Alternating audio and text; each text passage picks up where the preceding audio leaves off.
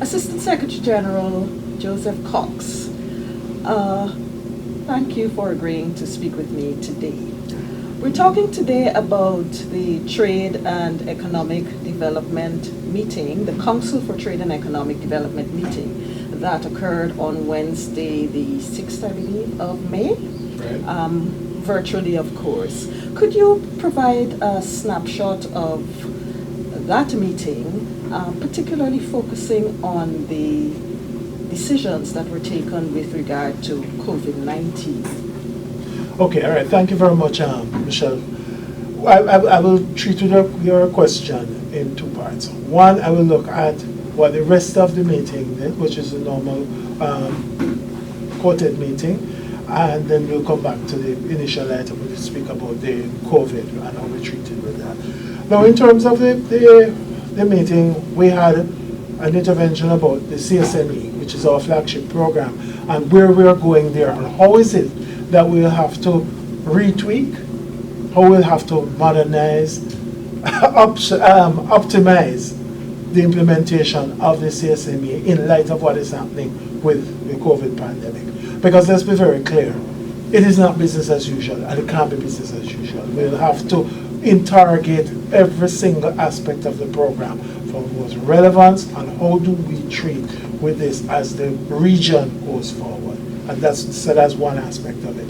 We also did, we also had a lot of interventions regarding the CET suspension framework, whereby several countries made applications for suspensions, again, to treat with some of the challenges that they're having. Some of it is normal operational things like pharmaceuticals, etc. But some of the requests also dealt with items specific to what is coming out and what some of the challenges that some countries are facing coming out of the COVID pandemic. Now, one of the challenges that we also raised with the countries in the meeting was that please be very sure and be very careful in terms of quantities that are being applied for, one. Two, increase the emphasis on intermediate inputs and items related to food stuff, yes, but absolutely necessary food stuff, with the proviso that you really should seek to avoid, one, crowding out your local industry. Albeit we are in extraordinary times, but you have to ensure that you don't overdo what you're doing, using an overabundance of caution and then end up negating the impact of your own industry. That's one. And two, when you're also looking at the framework that you're looking at, you have to do it in such a way that you don't compromise your revenue flows of your country unduly. So those are two caveats that were brought to the table. But there are other discussions related to where we are in terms of the CET, the Common External Tariff Reform. There are some specific items where countries have been seeking particular interventions regarding particular products, which are some of the issues that we treat with at COTED regularly. There was also an intervention from the CARICOM Competition Commission. We're looking at certain operational aspects of it, including the budget, etc., etc. And there's also an intervention from CARICOM,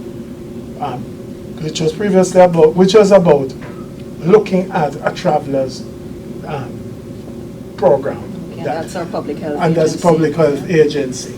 So I mean, all in all, those are some of the critical issues that were raised in terms of the general meeting. Now, to go specifically to the question to ask about what we did in terms of the COVID, what the COTED approved is what under the heading of the item was economic impact of COVID, and what it was as a blueprint for the economic, basically transitioning to the economic recovery program. Basically what it is a framework, what was approved was a strategic framework on how to reopen our region's economies in a safe and coherent fashion. So in furtherance of that, what we did was give the ministers a full briefing in terms of where we are in terms of infection rates, testing rates, case fatality rates, and recovery rates, all of which are important as we move forward, because you have to basically assess where you are. And then you have to take into consideration, and what made this meeting particularly important, and this decision particularly important, is that it also was referenced, the entire program was referenced around a defined set of metrics, which countries, member states would agree to, but which would allow them to develop their own and nuance their own national programs in terms of reopening the respective economies.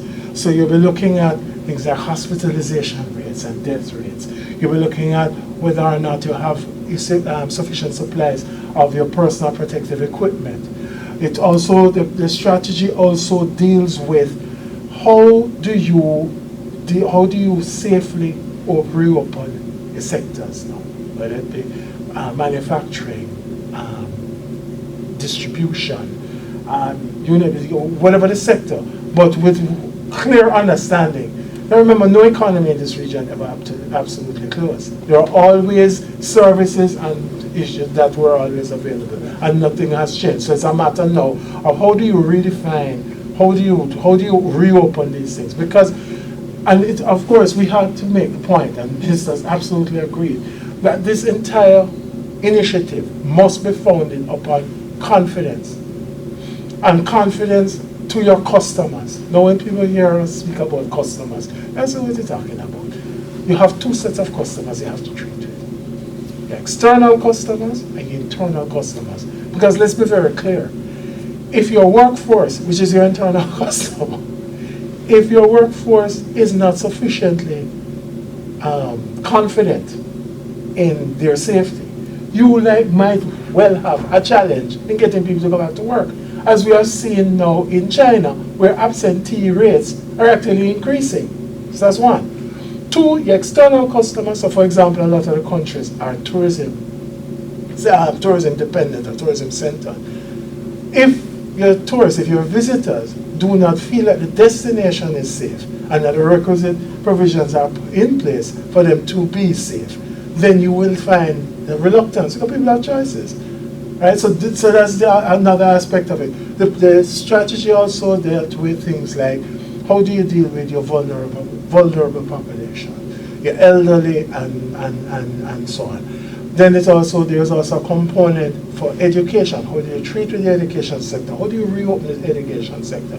Because one of the things that people continue to probably forget sometimes is that if you have somebody who has a child, children, and they have to go to work, but the schools are closed, the usual aftercare facilities are no longer available, and they don't have any extended family with which to leave the child, then they will have a difficulty re-entering the workforce. And of course, the policy would then also take into consideration, as a matter of necessity, the work from home developments, right? Because the plain truth of it is that one thing that has come out of this exercise is the increased reliance and utility of technology. So therefore, you will find that people will, this is an opportune time for us to basically re-engineer a lot of what we're doing. Look at, interrogate very carefully our processes. That's for us who work in organizations. And for businesses, for them to interrogate the supply chains. Ensure that, because let's be clear, once you start to reopen your economy with the best will in the world, with the testing rates up to whatever the metric that we have decided upon, there is likely to be a spike in infections. It is likely. So you also have to sufficiently customize what you're doing, just in case that there is that spike in reinfections, and that there may well be. You might have to go back and close again, at least for a shorter period of time. Having said all that, ASG, yes. Could you characterize the state of the region's economy at this juncture? All right. I know you said that no economy, no member state's economy has actually closed.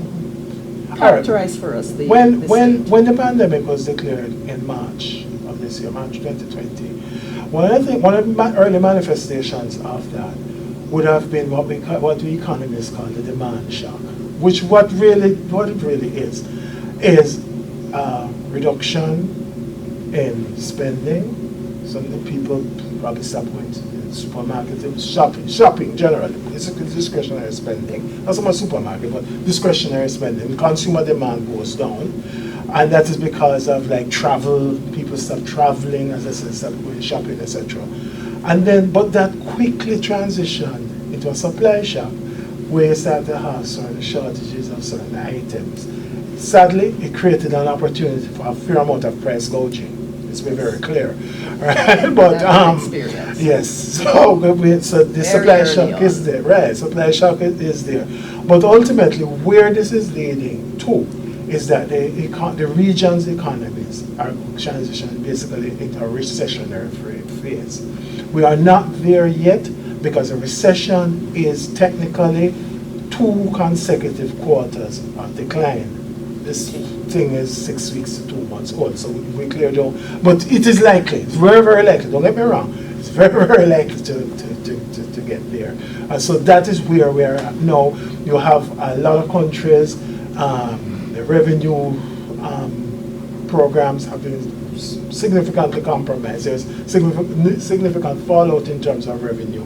So you were going to see some challenges there. And it's a part of the public record where some countries have already indicated to the public sector that they may have to constrain payment of wages in terms of paying in full. Some pay part in cash and part in bonds. But that's a dynamic that is there. As at this point in time, that's not particularly widespread, but I raise it just for context. Okay, so we have the blueprint approved. Yes. Where do we go from here? Where we go from here is that the blueprint has been sufficiently, it allows for sufficient customization at the local level for persons to implement. So therefore, it's really time for implementation. If you notice, you'll hear lots of people know, because the private sector is clamoring for reopening, we have to take into consideration that we have 40 to 60% of our economies are informal, right? You also have a scenario whereby 50 to 60% of your labor force is exactly one paycheck away from poverty because our wage rates are relatively low. You have situations where we have high underemployment. I'm raising all of this to point out to you that what we have is a scenario whereby you cannot have a protracted closure because if the wherewithal is not there, you literally can't afford it. And that is why you have to do your measurements in turn. You have to measure your transmission risk. So when you're opening, you open gradually and in a measurable way systematically so that at the end of the day, you minimize the risk of it. Because part of the thing, and of course, and I know I'll be preaching to the converted to you as an expert communications person, but the truth be spoken is that the entire framework is underpinned by an absolute necessary communications program, whereby what you're looking at is that you have to create a mechanism whereby you have your public sector, your private sector, trade unions, civil society altogether, generally speaking. But you also have to include your political opposition, because this is one time you really do need unity. Everybody on you board. need everybody. It's an all on board scenario, and this is how you have to deal with it. So you decide your policy at that level, and you open your channels for those pure, frank communication with people. Whether there's good news or bad, I come from the school of thought that irrespective of what it is, speak it, people will understand, but just be honest with them. Because one of the maxims that underlie this entire process and why confidence and effective communication is so important, we have to go back to the age-old maxim, as it were. You lie, we die. Nobody is willing to risk their life on that process. So it's a case of confidence, effective cooperation, and communication. Exactly. Thank you so much, ASG.